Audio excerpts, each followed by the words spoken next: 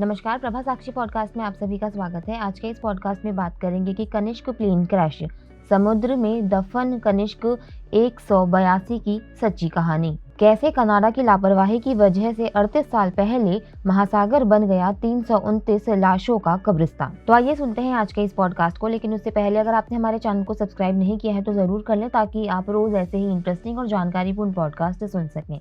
ATC high altitude पर 3 plane को guide कर रहा था। देखते ही देखते ये तीनों प्लेन एक ही लोकेशन पर आ गए।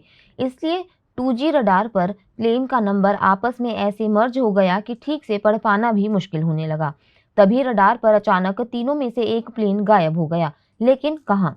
एक पल को लगा कि ये तीनों प्लेन आपस में टकरा गए हों, पर ऐसा नहीं था और इनके बीच हजारों फीट का फासला था।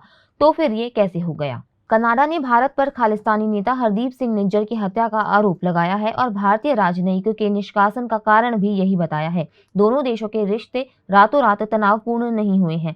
पिछले कुछ वर्षों से तनाव बना हुआ है। भारत ने कनाडा के आरोपों को बेतुका बताया और जवाबी कार्यवाही में कनाडा के राजनयिक को भी देश छोड़ने का आदेश सुनाया। पिछले कुछ महीनों में भारत और कनाडा के बीच राजनयिक संबंध बेहद तनावपूर्ण हो गए हैं। इसी सिलसिले में 1985 के कनिष्क विमान हादसे को याद करना भी जरूरी है, जिसमें 329 लोगों की जान चली गई थी। 2 ब्लास्ट और निशाने पर भारत। 12 अक्टूबर 1971 को डॉक्टर जगजीत सिंह चौहान ने न्यूयॉर्क टाइम्स में एक इश्तेहार छपवाया। इसमें उन्होंने अपने आप को तथाकथित खालिस्तान का पहला राष्ट्रपति बताया। उस वक्त बहुत कम लोगों ने इस घोषणा को तवज्जो दी, लेकिन 80 का दशक आते आते खालिस्तान का आंदोलन परवान चढ़ गया। पंजाब पुलिस के आंकड़ों की माने तो 1981 से 1993 तक 12 वर्षों में चली खालिस्तानी हिंसा में 21,469 लोगों ने अपनी जान दी। एक जमाने में भारत के सबसे समृद्ध राज्य पंजाब की अर्थव्यवस्था को खस्ता कर दिया। साल 1985 में कनाडा के मॉन्ट्रियल एयरपोर्ट से एक फ्लाइट टेक ऑफ करती है। इस फ्लाइट की डेस्टिनेशन मुंबई थी, लेकिन बीच में फ्लाइट लंदन में हॉल्ट लेती है। इसलिए फ्लाइट आयरलैंड के एयर स्पेस में घुसती है। जब प्लेन अटलांटिक महासागर के ऊपर था, अचानक रडार पर से गायब हो जाता है। बाद में प्लेन 31,000 फीट की ऊंचाई से सीधा समुद्र में जाकर गिरता है। 82 बच्चे, 4 नवजात समेत 329 लोगों के लिए अटलांटिक उस दिन कब्रगाह बन जाता है। वहां से कुछ हजार मील दूर टोक्यो के एयरपोर्ट पर एक और घटना होती है। इस प्लेन हादसे से करीब 1 घंटा पहले ही बैगेज एरिया में बम फटा और 2 लोगों की जान चली गई।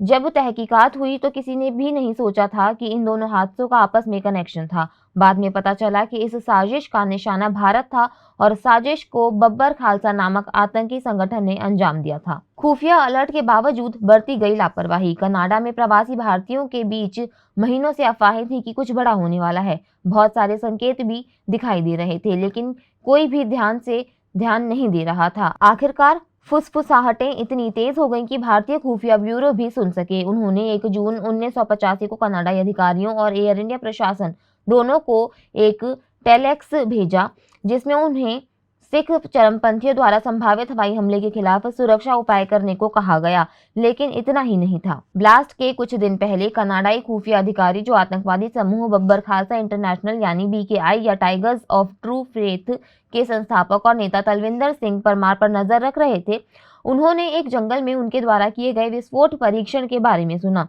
लेकिन फिर भी उन्होंने इसे बंदूक की गोली समझकर नजरअंदाज कर दिया। अगले ही दिन निगरानी बंद कर दी गई। और तो और खतरे के सबूत के बावजूद कनाडा की सुरक्षा ढीली थी। कनाडा के सभी हवाई अड्डों से खोजी कुत्ते गायब थे, क्योंकि वे सभी वैंकूवर में प्रशिक्षण सत्र में थे। उड़ान के दिन टोरंटो के पियर्सन हवाई अड्डे पर एक्स-रे स्क्रीन टूट गई। 23 जून 1985 का वो काला दिन। 22 जून को मनजीत सिंह नामक एक व्यक्ति ने एयरलाइंस को फोन कर पूछा कि क्या उसका टिकट कंफर्म है, और उसे बताया गया कि वो प्रतीक्षा सूची में है। सम्राट कनिष्क में उसका टिकट था, जिसे भारत आना था।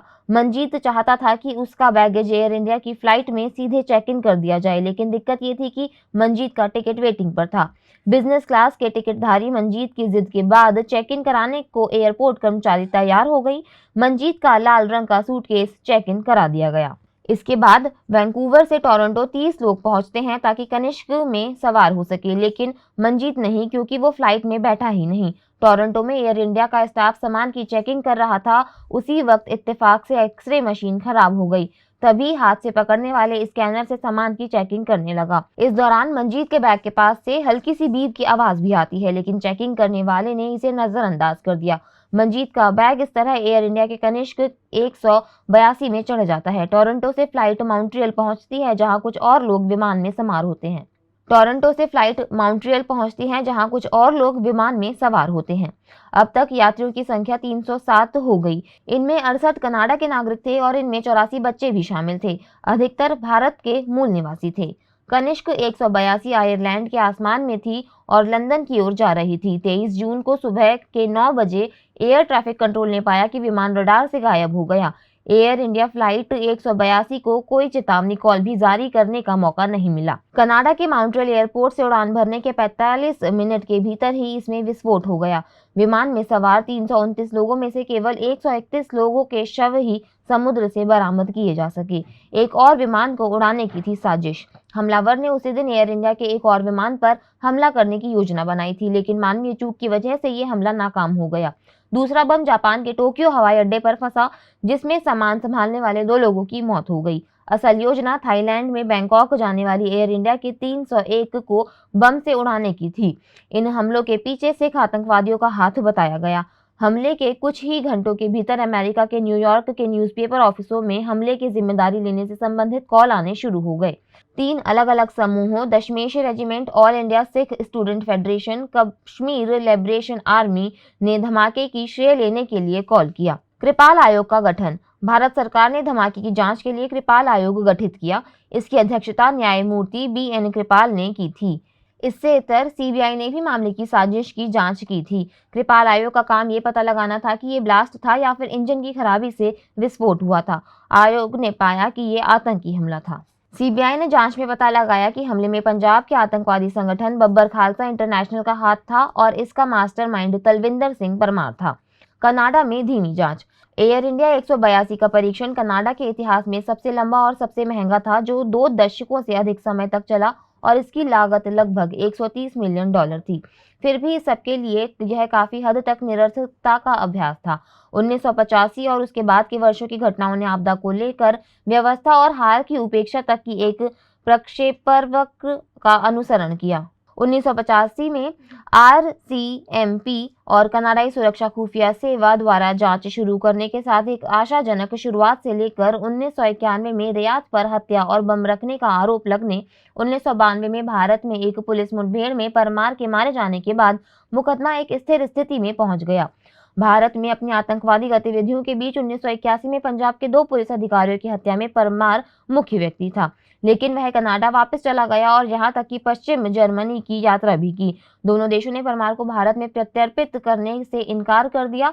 पश्चिमी जर्मनी ने उसे जाने देने से पहले 1 साल के लिए जेल में डाल दिया। मिलेव्स्की ने ब्लड फॉर ब्लड में लिखा, पश्चिमी सरकारें भारत की आंतरिक लड़ाई में पक्ष लेने की इच्छुक नहीं थी। फ्लाइट 182 बमबारी के बाद के वर्षों में परमार 1988 में पाकिस्तान चले गए और अपनी मृत्यु तक पंजाब में सीमा पार भूमिगत रूप से अपनी गतिविधियां जारी रखी। हालांकि 1992 की मुठभेड़ से पहले के दिनों पर एक छाया मंडरा रही है। पंजाब पुलिस के सेवानिवृत्त DSP हरमेल सिंह चंडी ने 2007 में आरोप लगाया था कि वरिष्ठ अधिकारियों के आदेश पर हिरासत में मारे जाने से पहले उन्होंने परमार से 5 दिनों तक पूछताछ की थी। चंडी ने दावा किया कि ये वरिष्ठ अधिकारी परमार के कबूलनामे के रिकॉर्ड को भी नष्ट करना चाहते थे, जिसमें बमबारी में उसकी संलिप्तता की सीमा का विवरण दिया गया था। आज के लिए इतना ही। अगले पॉडकास्ट में किसी और मुद्दे पर देंगे आपको विस्तृत जानकारी। तब तक के लिए जुड़े रहें प्रभा साक्षी के साथ।